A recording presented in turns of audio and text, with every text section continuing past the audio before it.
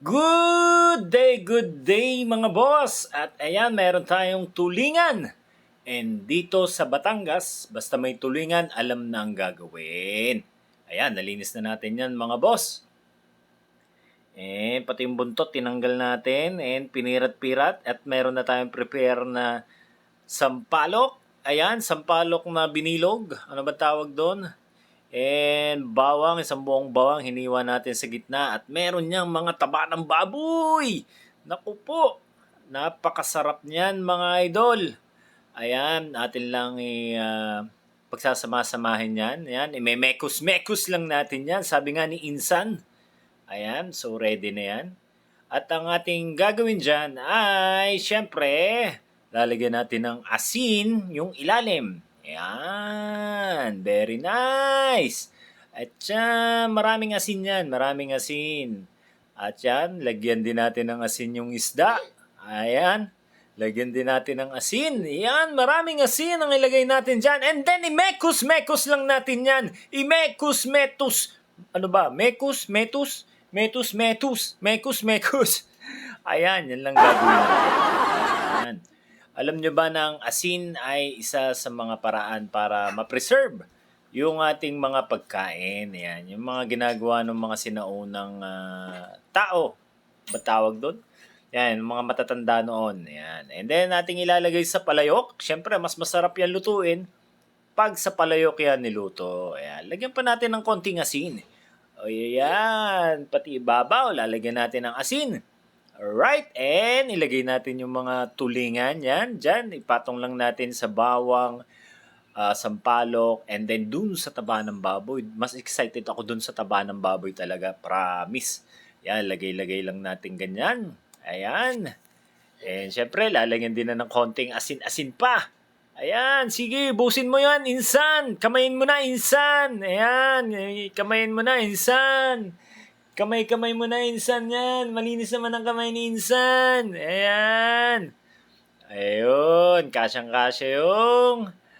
Ilan ba yun? 3, 4, 5, 6, 7. 7 yata yun. 7 na tulingan.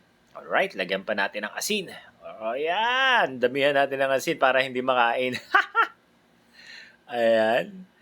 Alright, yan, konti pang asin. Lagyan pa natin ng konting asin. Ayan, metos-metos natin yan, yan. At yan, okay na yan. So, lalagyan na lang natin yan ng tubig at ng konting paminta.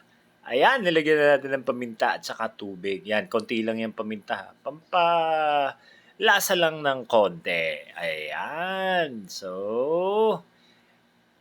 Alright, so magsisilab na tayo ng apoy. Ayan na.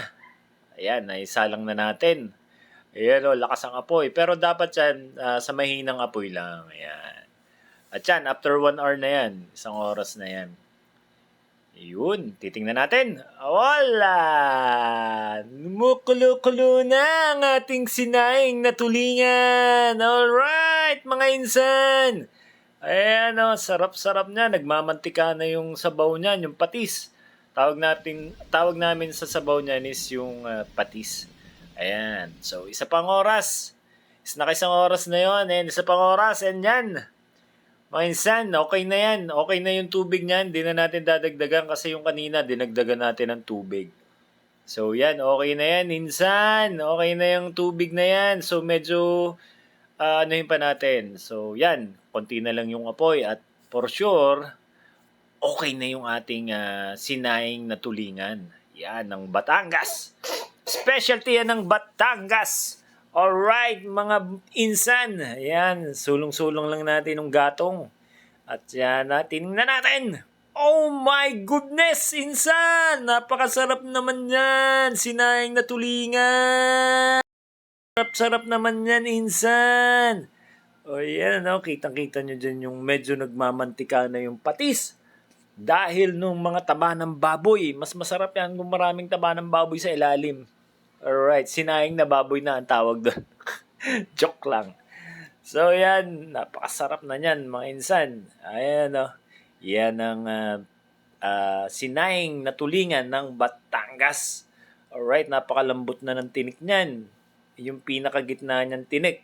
Hindi na kayo matitinik kasi napakalambot na niyan. Kasi yan, nilagay natin yan and then pinirat pa natin. Yung pinirat pa natin nung hindi pa yan luto, saka natin na nilagay sa palayok. Ayan o.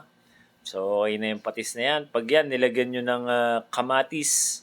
Yung patis ha, magahit kayo ng kamatis, sibuyas, lagyan nyo ng konting paminta, and lagyan nyo ng labanos. Naku, solve na solve yan. Alam na alam yan ng mga taga Batangas, insan. Ayan o, sarap, nakakatakam. Sarap ng kumain. At yan na nga, natapos na yung ating niluluto. Alright, so yan na lang yung ating patis na natira. Ayan, saktong-sakto lang yan mga insan. Kitang-kita nyo naman yung nagmamantika na yung patis niyan. Yan, may kanin na tayo. Diyos ko po, ang daming kanin. Ang daming kanin yan. Ayan, mga insan, sige lang, kain lang ng kain. Hindi na tayo nakapaggayat ng kamatis, sibuyas at labanos. Kasi walang palang kamatis na binili yung aking kapatid. Ayan. So, yan na nga. Yan na. Kuha tayo ng isa. Insan, ating tikman ang ating sinahing na isda. Alright. Napakasarap niyan. And then, syempre, kuha tayo ng taba ng baboy. Yun ang pinaka-exciting part dito. Yung taba ng baboy. Ayan na, oh. Diyos ko po, lamog na lamog.